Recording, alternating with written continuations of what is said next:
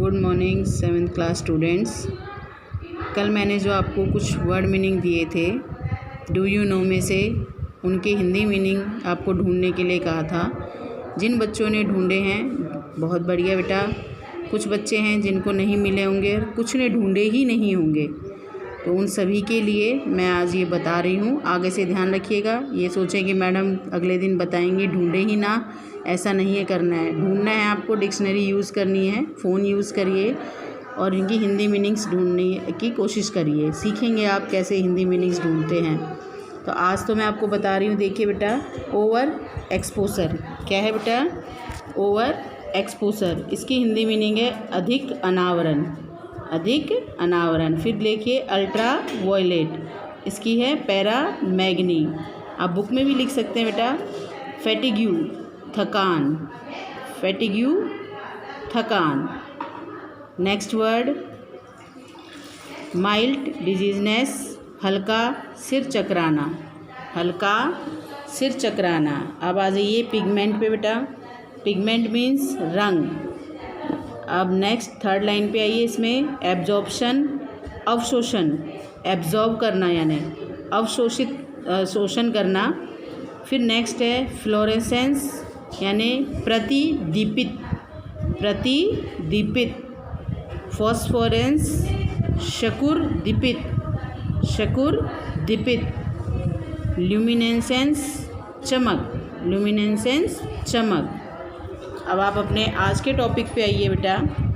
आज हम पढ़ेंगे टेम्परेचर। सभी ने सुना होगा टेम्परेचर, रोज़ आप देखते हैं सभी के मुँह से। आज का तो टेम्परेचर बहुत हाई है, चल ही रहा है बेटा। 40-45 डिग्री के बीच का तापमान आजकल, आज के दिन का भी हर जगह का अलग अलग टेम्परेचर होता है। जो हम रोज़ फील करते हैं टेम्परेचर, उस किसका टेम्परेचर बेटा? एटमॉस्फेयर का टेम्परेचर होता है। वो जो डिग्री होती है हॉटनेस और कोल्डनेस की, किसकी हॉटनेस और कोल्डनेस? एयर की, उसको हम टेम्परेचर कहते हैं। यानी एयर की कोल्डनेस और हॉटनेस जो की डिग्री को हम टेम्परेचर कहते हैं। अब पिक्चर पे आ जाइए बेटा। Thermometer, barometer, rain gauge, wind vane. Thermometer सभी ने नाम सुना है, हम बॉडी टेम्परेचर या तापमान को नापने के लिए इस्तेमाल करते हैं।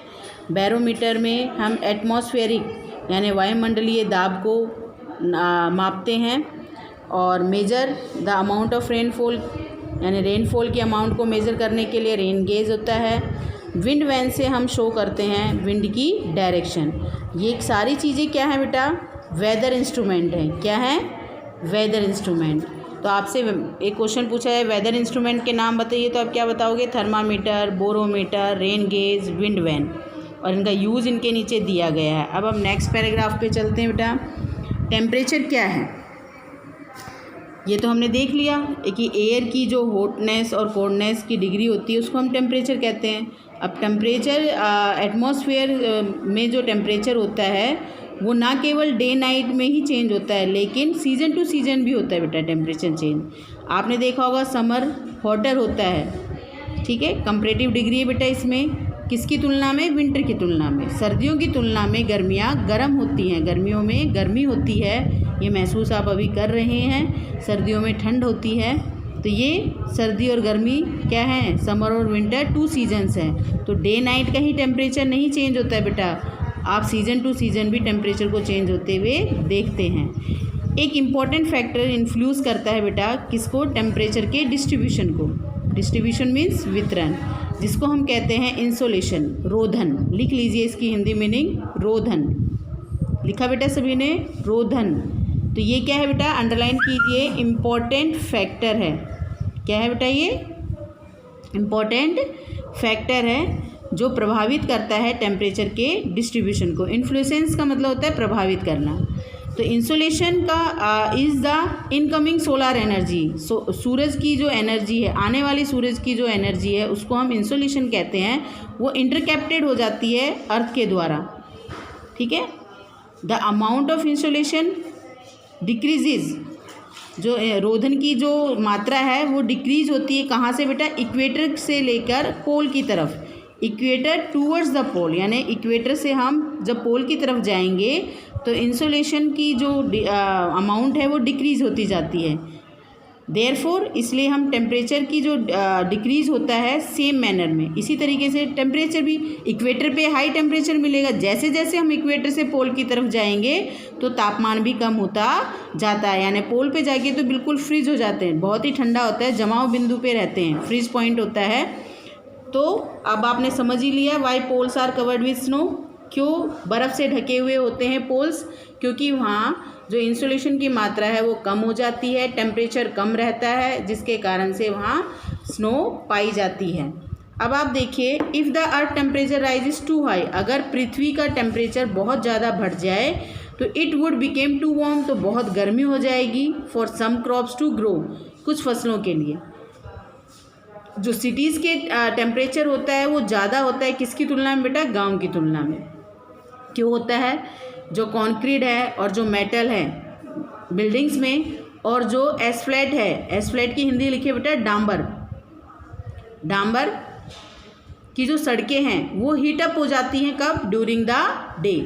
हीटअप होने का, हीटेड अप होने का मतलब है कि गर्म हो जाती हैं दिन में, और जो ये हीट है वो रिलीज़ होती है ड्यूरिंग द नाइट, और जो ये गर्मी है ये फिर छोड़ी जाती है, रिलीज़ हो जाती है वहाँ से ड्यूरिंग द नाइट, रात को।